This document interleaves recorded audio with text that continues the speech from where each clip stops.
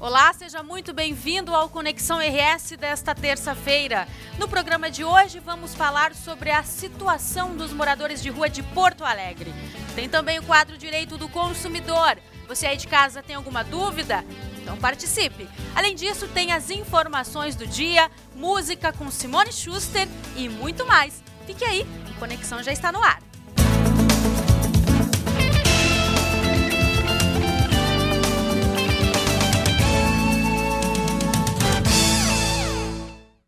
A cooperativa de laticínios da marca Pia afirmou que vai recolher os lotes de produtos em que foram encontrados traços de álcool etílico.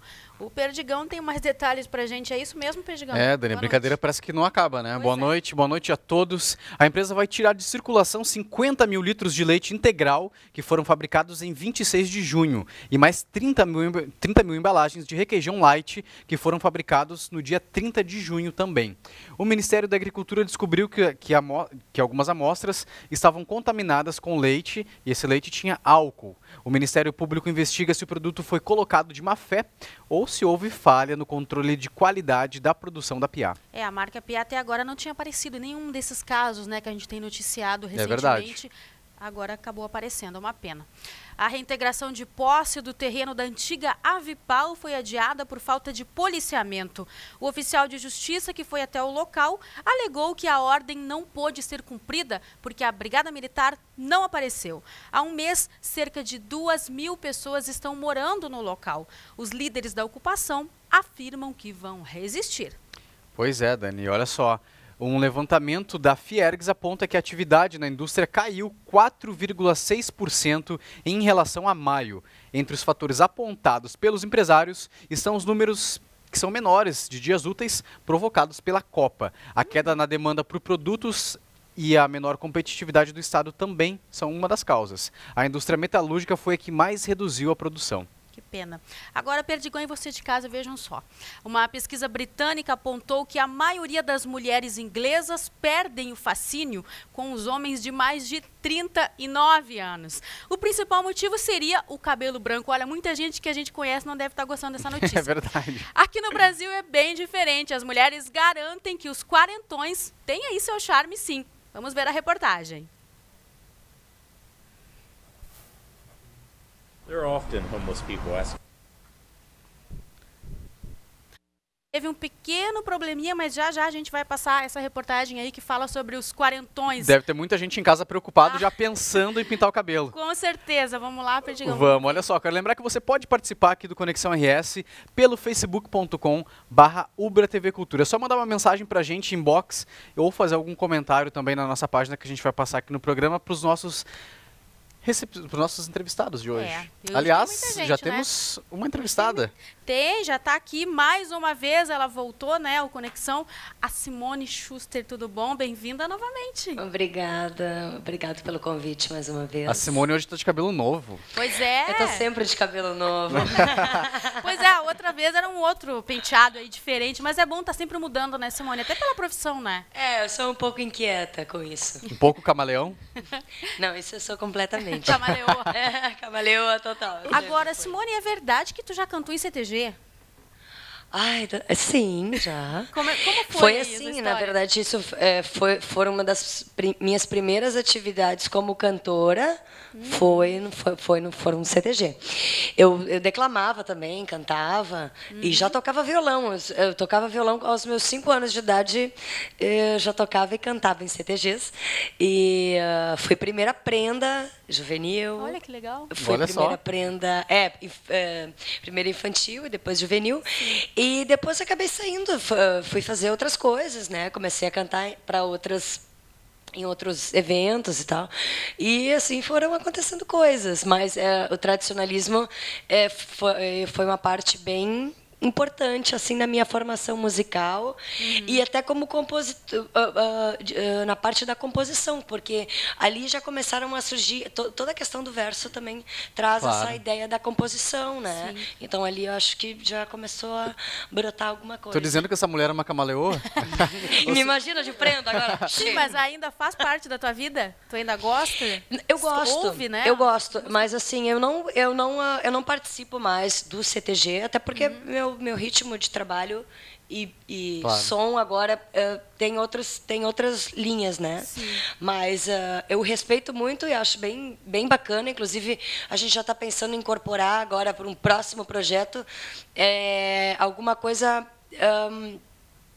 que tenha uma ideia de chamamé, que tenha já uma coisa mais um flamenco aí misturado, alguma coisa que nos dê uma referência bem mais gauchesca, assim. Gauchesca não nesse sentido, né, do tradicionalismo, mas que dá uma ideia, né, leva um pouco a isso, assim, com alguns outros elementos musicais, enfim. Já a gente conversa, mas vamos ouvir a primeira. Então, apresenta quem está contigo hoje. Muito bem, quero apresentar para vocês uma figura já conhecidíssima, o lendário Egista Dal Santo Júnior.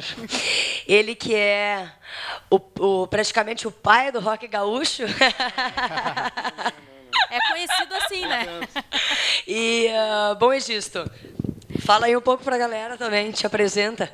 Bem-vindo. Beleza, não é exagero da Simone. Eu só contribuo com o meu esforço e a minha vontade de fazer coisas em Porto Alegre, desde uma época que era difícil. Hoje é bem fácil, todo mundo faz em casa. O interessante é fazer bem, né? Continuem fazendo. Isso mesmo. Vamos ouvir a primeira, então? Vamos embora. Vamos lá, então. Então, o nome da primeira música é Blues de Vida Breve.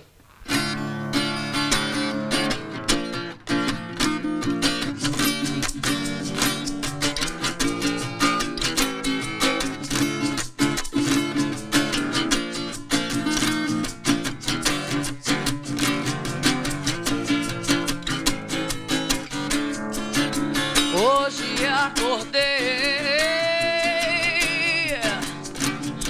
subitamente bem,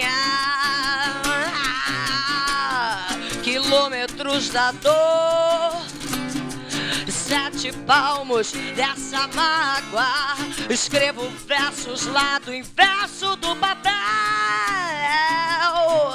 traço simples de uma dádiva cruel. O último grande dia de vida e o mundo segue a rota horariamente com sinal de siga em frente, sem perguntas, só respostas com sentidos contundentes, sendo o último segundo pra falar. O que eu quero nessa hora é contar que a vida é muito rara, baby, e nada fácil de ganhar.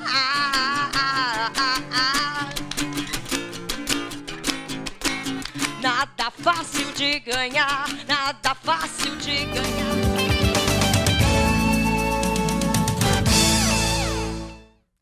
A alfândega da Receita Federal em Rio Grande apreendeu 6 quilos de uma substância que pode ser maconha sintética. Ó, vejam só, a carga estava em um material que vinha da China. A suspeita é que possa se tratar de um entorpecente feito em laboratório que cause os mesmos efeitos da maconha natural. A diferença é que o produto não tem o cheiro característico, o que dificulta aí a fiscalização. Já não basta vir tudo, agora vem maconha também. Pois é.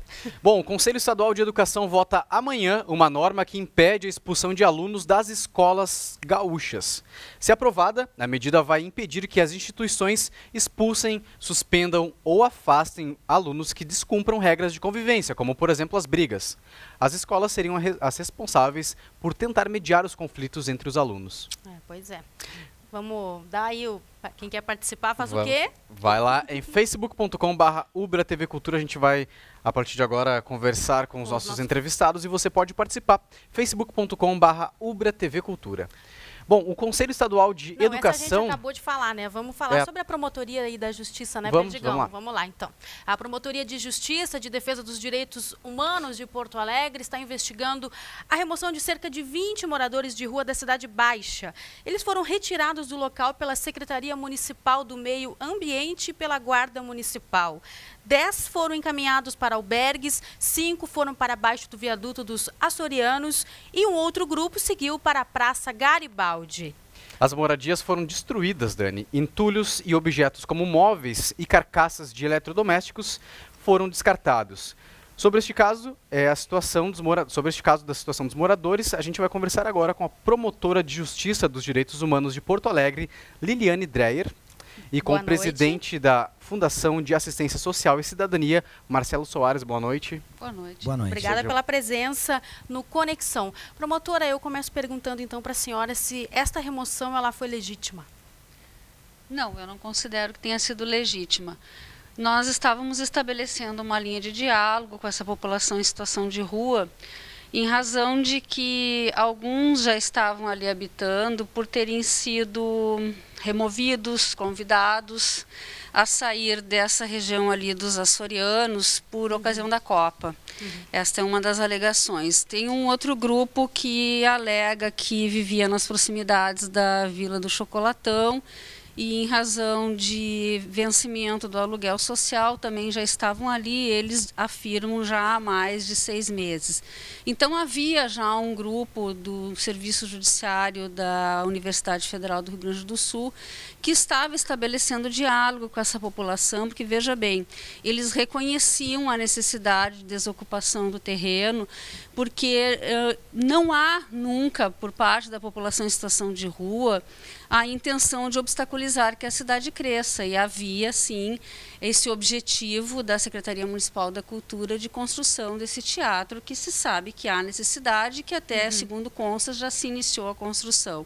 Então, se havia esse estabelecimento de diálogo para a desocupação desse terreno, no mais tardar até a sexta-feira seguinte ao que aconteceu, né? Na quarta-feira foi a remoção e na sexta-feira se pretendia, então, que eles saíssem pacificamente. Agora, Marcelo, qual então a posição da FASC em relação à retirada desses moradores dali, né? Bem, enquanto presidente da Fundação de Assistência Social e Cidadania do município de Porto Alegre, é importante nós frisarmos e dizer que, enquanto política pública, nós somos responsáveis no município de Porto Alegre por ser os gestores, por implantar os mais diversos serviços, programas e projetos no que diz respeito à área da assistência social. Nós temos uma tipificação, nós temos uma determinação e um regramento através de uma implantação de um sistema no país, que é o Sistema Único de Assistência Social, o MDS, que no Ministério do Desenvolvimento Social e Combate à Fome, o SUAS, ele nos determina um regramento e uma forma de atuação. Esta forma de atuação que nós temos no município, ela se dá através das proteções. Nós temos 2 proteções. Nós temos a proteção social básica e temos a proteção social especial. Na proteção social especial, nós temos lá 2 divisões, a média complexidade e a alta complexidade. Na média complexidade, nós temos os nossos centros de referência especializados em assistência social. Nós temos hoje em Porto Alegre 9, estamos em processo de implantar o 10º CREAS. Dentro das equipes, nós temos as nossas equipes de abordagem social. São estas as equipes que fazem permanentemente este acompanhamento e as intervenções no dia a dia com estas pessoas que estão em situação de rua. Tem um número de quantas pessoas estão aí nas ruas de Porto Alegre? Sim. O último censo que foi elaborado pela Fundação em conjunto com a Universidade Federal é um censo de 2011, em que apresentou um número de 1.347 pessoas em situação de rua. Mas é muito mais, né? Pois é. Este número eu não posso dizer agora, mas nós estamos já fazendo a construção de um novo modelo e que até o final do ano nós aplicaremos um novo censo e nos primeiros meses do ano que vem nós estaremos divulgando. Será um censo bem mais qualitativo, que nos dará uma fotografia para pensar estratégias, procedimentos, enquanto política pública. Agora, dizer que a atuação da FASC, a atuação de uma política pública que tem o compromisso na proteção da garantia dos direitos, as violações que são estabelecidas pelas mais diversas questões, eu posso dizer que a FASC ela não pactua com intervenções que venham contra a intervenção e a forma como os nossos profissionais trabalham. O nosso trabalho ele é desenvolvido e pautado em cima da sensibilização, do convencimento, e a partir desta deste vínculo que é formado pelo profissional que executa essa abordagem, aí sim nós teremos a capacidade de poder encaminhar estas pessoas para os nossos espaços de proteção. E aí começa todo um trabalho intersetorial enquanto política pública, né? Agora, promotora, há uma denúncia aí de que estes moradores eles estavam recebendo ameaças, né, de guardas municipais. Isso se confirma? Isso chegou até vocês? Não se poderia dizer que seriam propriamente ameaças físicas, não é? Mas foram advertências verbais, vamos dizer assim, no dia seguinte, de que eles deveriam desocupar o terreno até amanhã em que ocorreu aquele infeliz episódio. Então, nesse contexto, sim, não é? Nós poderíamos dizer que isso não deixam de ser ameaças de ordem verbal, ameaças físicas. Realmente nós não tivemos nenhuma agressão de ordem física, mas realmente agressões de ordem verbais. Isso ocorreu na noite anterior ao episódio de quarta-feira pela manhã. Anterior à quarta-feira. A promotoria está realizando uma série de reuniões com os moradores para fazer um cadastro, né, e tentar uma solução. Qual alternativas a gente pode citar, promotora? Não, na verdade, o cadastro nós não estamos realizando. Qual é o objetivo principal? É uma interlocução, e o Marcelo sabe disso, nós estamos participando disso de uma forma cotidiana, é estabelecer uma interlocução com a Prefeitura Municipal, com estes órgãos que atuaram naquele episódio, para daqui para frente, sempre que houver necessidade de alguma remoção, de alguma área, algum terreno público, de que principalmente e sempre o diálogo seja a principal via, o principal veículo, e que se interponha antes para que essas pessoas possam, né, para que a FASC não tenha, realmente a FASC faz uma abordagem, vinha fazendo uma abordagem, e não tenha que ser chamada de última hora, como aconteceu naquele dia, para que interponha uma solução de última hora, para que essas soluções sejam consensuadas e com tempo, para que todos nós possamos, tanto o Ministério Público quanto a FASC, todos nós possamos fazer um trabalho que, qual é o nosso objetivo último? A melhor qualidade de vida para essa população em situação de rua, que é uma cultura que precisa prevalecer sempre. Eles têm direito a viver na rua.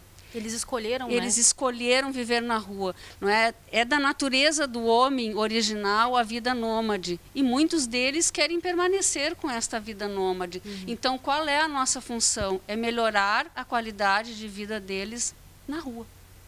A gente já fala mais um pouquinho, tá? Agora a gente vai direto aí para a nossa redação, conversar com o Bives. Oi, Bives, boa noite, tudo bem? Boa noite, Dani. Boa noite, Perdigão. Boa noite. Boa noite a todos. Vou fazer uma série de perguntas hoje para você, vamos tá bom? Vamos lá. Para vocês, para o amigo telespectador também. Vocês já pararam para pensar que aquele morador de rua que você ajudou na sinaleira ou aí no seu bairro, ele pode ser uma celebridade? Ele pode, por exemplo, ter sido um grande ator, ou quem sabe um modelo famoso. Entre o passado e o futuro, o presente pode não ter todo aquele glamour, mas através de uma oportunidade, um talento pode aflorar ou ser resgatado. Vocês lembram do Mendigo Gato? Sim, Mendigo lembramos. Gato, né? Pode botar a foto do Mendigo Gato aí pra gente, por gentileza? Tá aí, ó. Esse é o antes e o depois, tá? O Rafael Nunes é o nome dele. Hoje ele está com 31 anos. Ele chegou a morar nas ruas de Curitiba, quando era usuário de drogas. E em abril deste ano, o Rafael anunciou a chegada do seu primeiro filho com a jornalista Clarissa Couto. Os dois não planejavam a gravidez, mas como a vida agora se acertou, ele está feliz da vida. Hoje, ele mora em Niterói, no Rio de Janeiro, na região metropolitana. Ele tem 2 empregos, tá? Um no Rio de Janeiro mesmo, como modelo de uma agência, e outro como garçom em um restaurante ali da região de Niterói. Então tá aí, ó, esse é o Mendigo Gato, que saiu das ruas e ficou muito famoso, né? Mudou de vida, né, Bives? Exatamente, mudou de vida. Agora, vocês já ouviram falar no Ted The Golden Voice Williams? Não. Vamos conhecer a história do Ted. Vamos lá. There are often homeless people asking for change at freeway exit ramps, but recently there's been this guy with an interesting sign at I-71 and Hudson Street. His handwritten sign says he has the God-given gift of a great voice. Hey, I'm going to make you work for your dollar. Say something with that great radio voice. When you're listening to nothing but the best of oldies, you're listening to Magic 98.9. Thank you so much. God bless you. Thank you.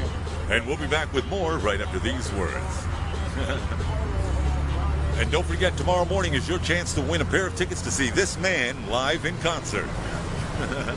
Thank you so much. Well, when I was 14 years old, I was born and raised in Brooklyn, New York. When I was 14, I kind of listened to one of our area radio announcers. And I went as a field trip to go meet the guy, and he looked nothing like what he sounded like. So I asked him about that, and he said to me, listen, radio is defined theater of mind. And so when he said theater of mind, I just said, well, hey, I can't be an actor, I can't be an on-air personality, but the voice just became something of a development over years, and I went to school for it. And then alcohol and drugs and a few other things became a part of my life. And I got 2 years clean, and I'm trying hard to get it back, and hopefully somebody from one of these television or radio say, hey, I need a voiceover, or I need something.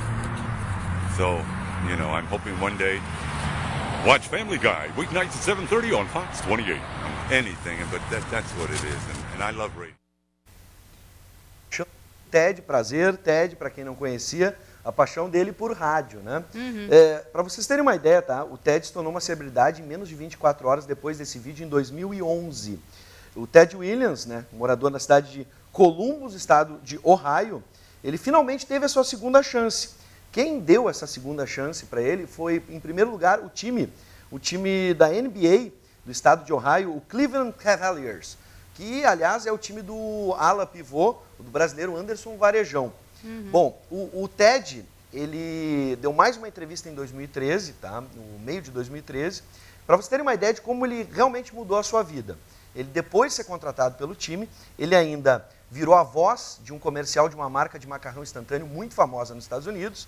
Ele também trabalhou em uma grande emissora de rádio, acredito eu que está trabalhando ainda numa grande emissora de rádio do estado de Ohio, e lançou um livro. A gente tem aí a capa do livro do Ted, tá aí, ó, A Golden Voice, How Faith, Work and Humility Brought Me from the Streets to Salvation. Para a salvação, tá aí, Ted Williams. Uma das vozes mais impressionantes que eu já conheci no rádio é a desse senhor que foi para as ruas por causa das drogas, da bebida, do alcoolismo. Como muitos, né, Bivis, que acabam indo para a rua. Mas foi resgatado, disso, né? Gente. Olha que notícia bacana, que exemplo.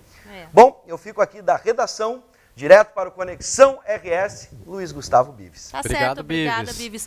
Promotora, é comum casos assim, né, de pessoas que têm ali uma profissão, que tem toda uma história, mas que acabam caindo na rua, ou por droga, ou por qualquer outro motivo. Vocês acabam vendo muitos casos como esse?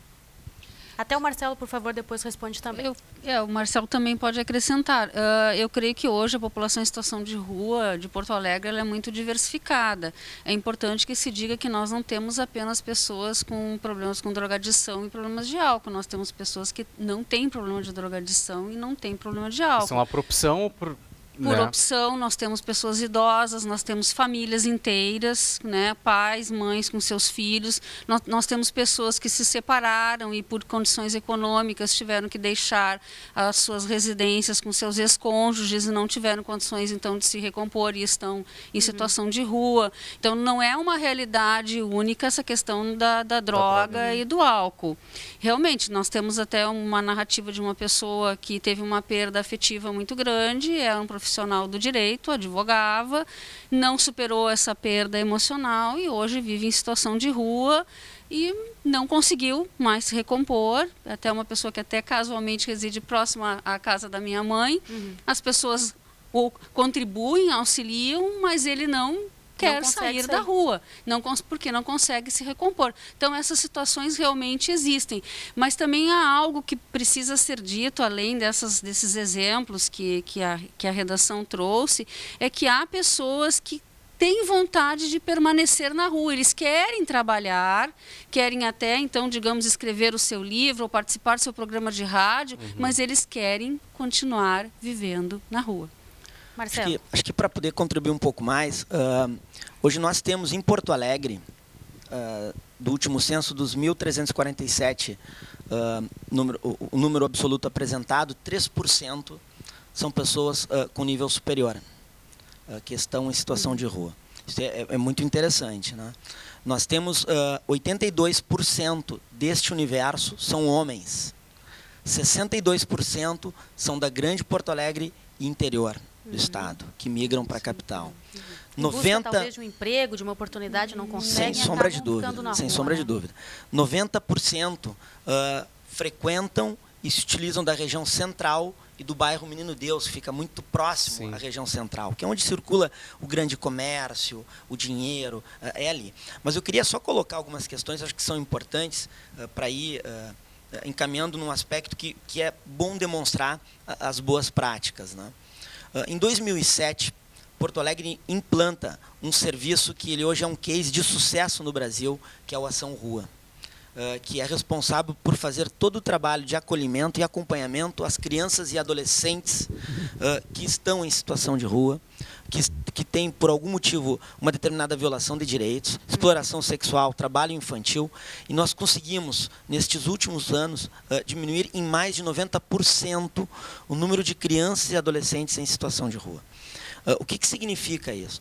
É que nós temos um regramento, e aí entra toda a complexidade que a doutora Liliane, junto com o Ministério Público, Defensoria Pública, a gente vem fazendo todo um diálogo, integrando outras políticas públicas a cada vez mais participar desta discussão, que quando nós conseguimos implantar este serviço com uma rede de atendimento na cidade, com uma rede integrada, forte, que fez um trabalho a longo prazo. Obviamente que a legislação da criança e do adolescente ela é completamente diferente.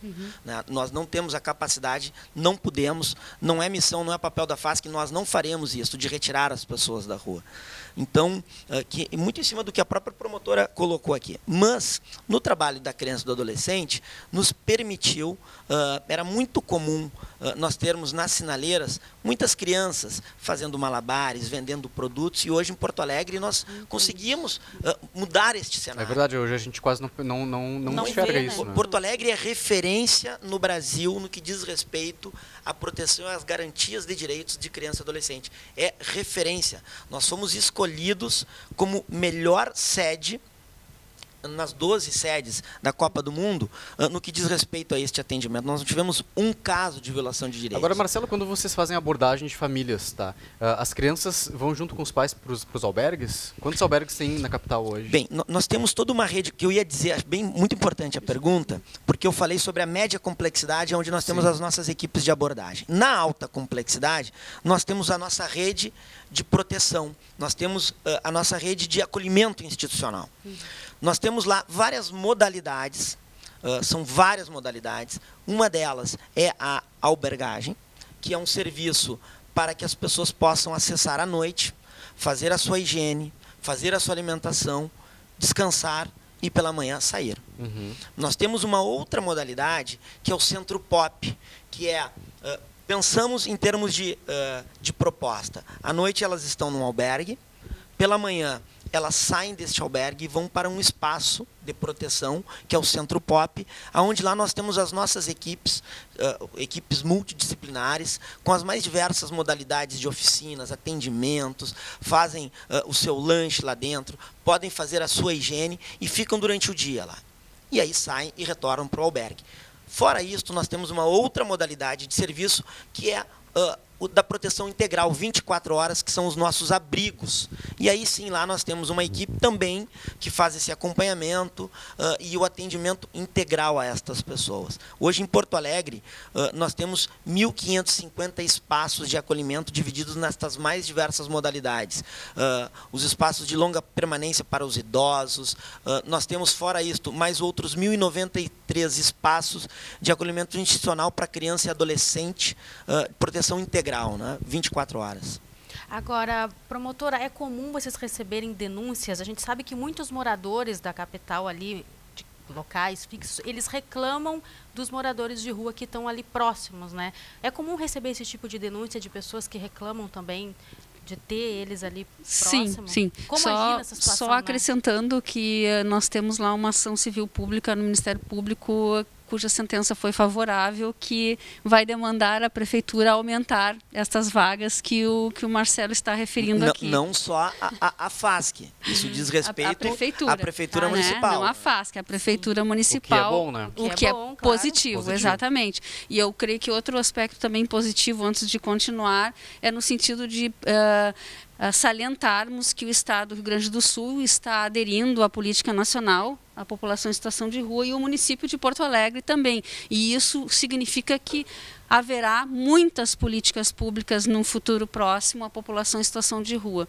E sim, nós recebemos reclamações, principalmente dessa população ali da Cidade Baixa, do Menino Deus, como o Marcelo estava referindo, desse entorno do centro, em relação à população em situação de rua. Que as pessoas dormem nas calçadas, que sujam as calçadas, que fazem comida à noite, né? Então faz fumaça, faz barulho. E qual é o sentido sempre? É buscar a abordagem com essa população, conversar, saber por que estão se deslocando, também solicitar a abordagem da FASC, que é sempre fazer um trabalho conjunto de buscar conversar, saber por que esta população está se instalando, né, em outros lugares, embaixo de marquises ou então embaixo de algum prédio residencial. Esta sempre é a finalidade, é conversar e saber os motivos que levam essa população a se instalar aqui ou acolá.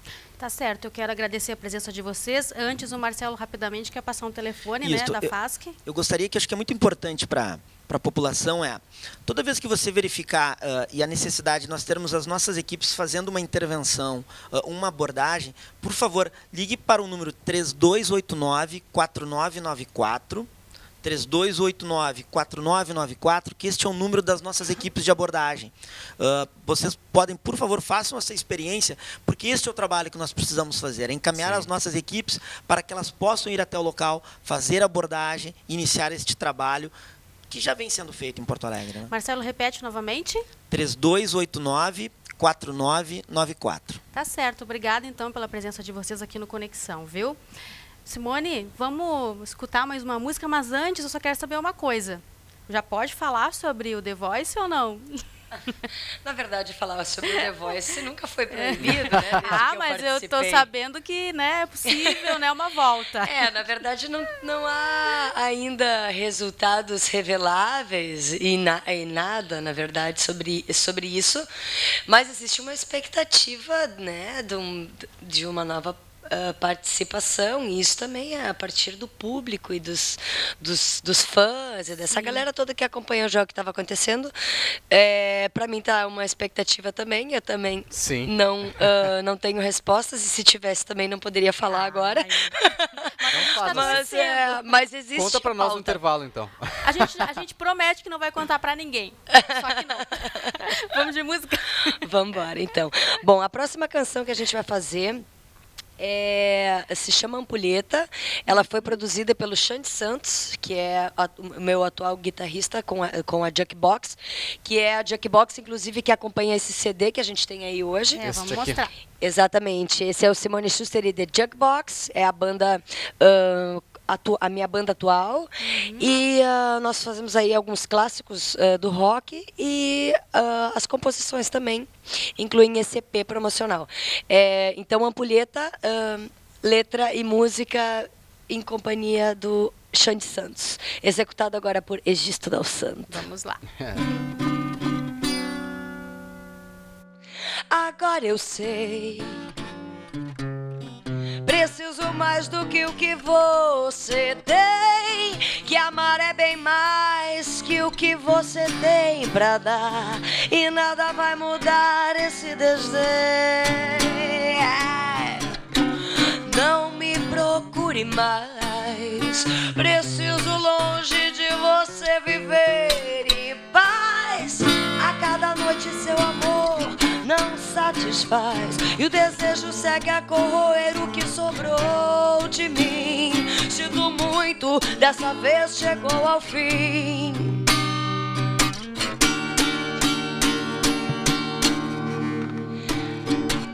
Se eu lembro de cada beijo que você deixou de dar, mesmo sentindo essa tristeza em meu olhar, me deixou ainda assim, me rasgando em solidão. Agora é tarde, amor, a dor de não te ter já se tornou menor. Eu disse, você vai se arrepender, agora é muito tarde pra me ter.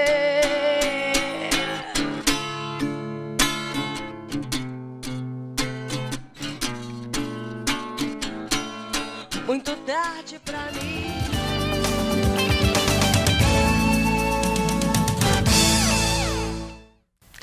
Voltamos. Agora sim a gente vai acompanhar a reportagem sobre o interesse ou desinteresse das mulheres pelos homens com mais de 39 anos. Confere aí. Esqueça figuras como Brad Pitt, George Clooney, Hugh Jackman. Para a maioria das mulheres, os homens com mais de 40 não são mais símbolos sexuais. É o que aponta uma pesquisa feita na Inglaterra. Lá, 1 em cada 2 mulheres afirma que não se sente mais atraída por homens com mais de 39 anos. Passa a vê-los mais como pais do que como namorados ou parceiros. É o que os pesquisadores ingleses chamaram de homem invisível. Não como aquele do cinema, mas um homem sexualmente invisível. Entre as causas da perda do sex appeal estão a queda de cabelo, os fios grisalhos e o queixo duplo. Ele compete com o jovem, muito mais atraente, muito mais vigoroso, e o homem mais velho, estabelecido profissionalmente e que apresenta nessa situação profissional um atrativo bastante interessante. Mas, segundo a coordenadora do Programa de Estudos da Sexualidade da USP, os brasileiros com mais de 40 parecem não ter com o que se preocupar. Diferentemente do europeu, o brasileiro tem muito mais culto ao corpo e preocupação com esse aspecto da sua vida. Ele se mantém, portanto, mais jovem visualmente falando, apesar dos 39, 40, 42 anos de idade. Ainda estou em forma. Por aqui, os quarentões são vistos, e bem vistos. Me atrai porque são pessoas mais sábias e esse é meu perfil. E se ele está solteiro também, daí ele fica mais interessante, procura ficar mais interessante. Eu adoraria estar com um de 40 agora. E aí? Dani, tu concorda? Não sei, meu marido é jovem, né? Então... E quando tu ficar com o cabelo branco, não tem problema. Não, mas eu vou pintar o cabelo horas. Tu vai pintar o cabelo do teu marido, é isso? Eu sou natural, é assim. Tu tem noção de que tem um monte de homens sentados no sofá agora em casa, olharam pra mulher, a mulher teve a ideia de pintar o cabelo deles e eles arrepiaram?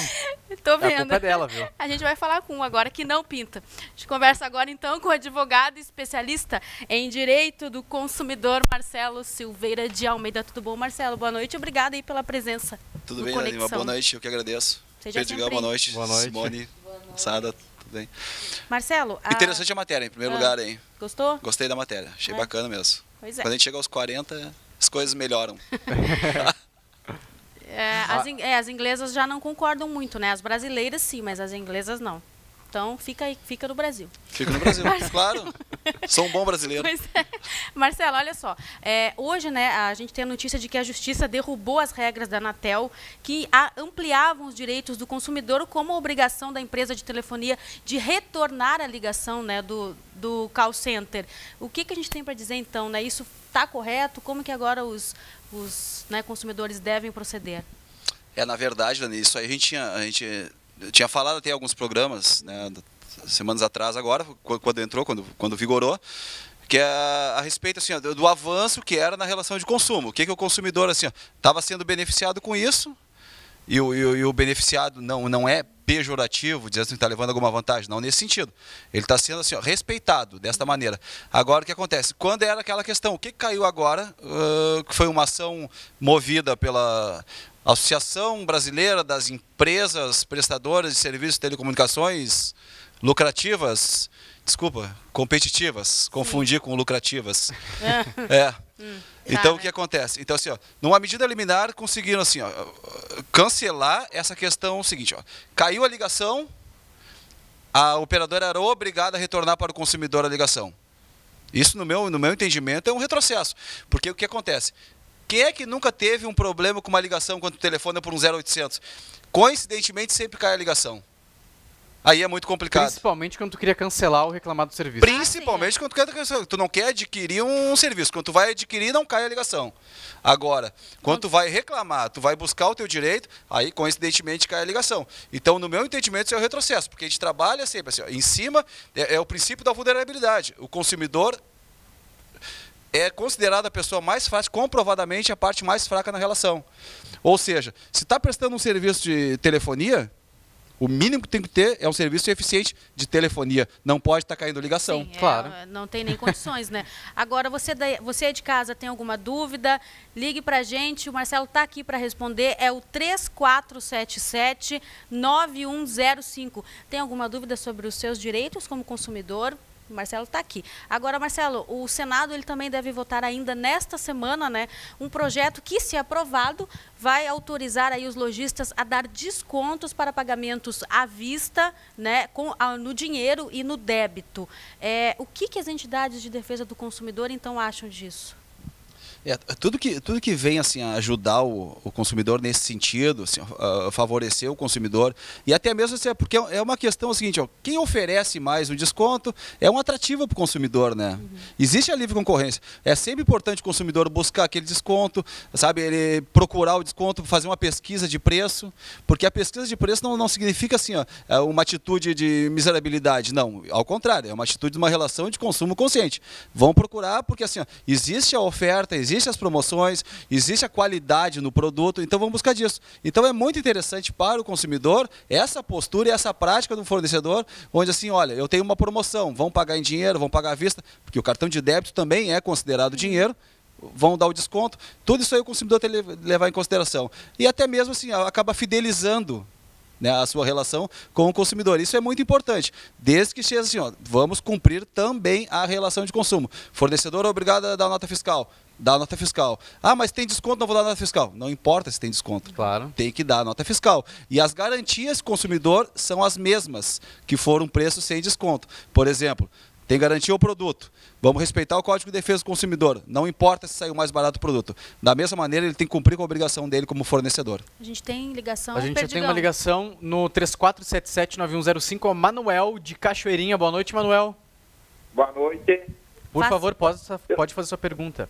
Tá, eu só queria tirar uma dúvida, que eu faz uns 60 dias que foi roubado meu telefone de linha, o da Claro. Aí eu peguei, liguei para lá, pedi para cancelar, e tá, eu até tinha cancelado. Agora começou a vir as contas. Aí eu liguei de novo, pedi para cancelar. Aí a moça lá disse para mim, primeiro caiu 10 vezes. Eu estava escutando agora esse motivo que cai sempre, né? Tá um pouquinho ruim a ligação, viu? A gente não está conseguindo entender direito, né? Não sei se o nosso diretor conseguiu entender, para a gente passar para o Marcelo. Repete novamente para a gente, bem próximo do telefone, por gentileza. Tá, assim, ó. Eu tenho uma linha da Claro, tinha. Certo. Foi roubado o telefone. Aí eu liguei para lá e pedi para cancelar. Certo. Tudo. Eu disse, ó, não quero mais a linha, não cancela. Tá, até então tinha sido cancelado. E agora começou a vir para pagar. Aí eu liguei de volta. Não, mas agora tu tem a tua linha, tu é obrigado a procurar não sei quem, não sei aonde, para poder cancelar isso aí. O que eu faço dessa gente? Tá certo, obrigada pela ligação, conseguiu entender? Eu entendi perfeitamente. O que aconteceu? Assim, ele tinha um telefone de linha, ele usava o serviço como uma linha. Ele foi assaltado, roubaram o aparelho dele. Ele fez o devido registro, um boletim de ocorrência na delegacia. Mediante este boletim de ocorrência, é o que comprova, é o comprovante que ele tem que ele não é devedor de ligações efetuadas após o furto ou o roubo. Então, o que acontece? Ele está tendo dificuldade, o que é normal. Ninguém consegue resolver o seu problema com a telefonia. Infelizmente, vamos falar a verdade. É difícil, então, essa é a situação atual do Brasil. Essa é a situação atual do Brasil. Então, assim, o que acontece? Ele já pediu para cancelar a linha 2 vezes, pelo que eu entendi, e a linha não foi cancelada. Ele já pediu cancelar 2 vezes. Né? Então, o importante é o seguinte, o que é o importante? O número do protocolo que ele recebeu. Ou seja, o que o protocolo comprova? que ele tentou amigavelmente a solução do problema. O que acontece? Eu aconselho ele assim, ó, ele é de Cachoeirinha, você não de Cachoeirinha. O Cachoeirinha tem PROCON municipal lá, ele pode até o PROCON, com a cópia desse boletim de ocorrência que ele tem, com os protocolos que ele tem, faça o devido registro lá. Porque assim, tem um serviço de mediação que o PROCON pode ligar para a operadora e informar que ele não é devedor daquilo ali. E se ele não anotou os números do protocolo, Marcelo? Não tem problema, a inversão do ônus da prova. Ele alega que ele telefonou e cabe ao fornecedor provar o contrário. Provar que ele não ligou. Até porque eles são obrigados a fornecer uma ligação. A ligação daquela data que o consumidor certamente vai alegar e vai comprovar que ele fez o registro. Ou seja, inversão do ônus da prova. Perdi o número do protocolo, não consegui anotar, estou ligando da rua. Ou seja, não tem problema. Pede ali a inversão do ônus da prova. Aí o fornecedor vai informar o número do protocolo e vai prestar os esclarecimentos. Não resolvido. O que acontece? Vai até o Juizado Especial Cível, que é popularmente conhecido como Juizado de Pequenas Causas. Vai lá, mesmo procedimento, leva o boletim de ocorrência, leva o registro que ele fez no PROCON também, e ali sim, ação de inexistência de débito, vai ser marcada uma audiência e ali vai ficar comprovado que ele não é devedor daquelas ligações que foram efetuadas ali, após o furto ou o roubo. Tem mais uma ligação, Perdigão? Tem sim, Daniela. Elisete de Guaíba. Boa noite, Elisete. Tudo bom? Noite. Pode fazer sua pergunta para o Marcelo, por favor.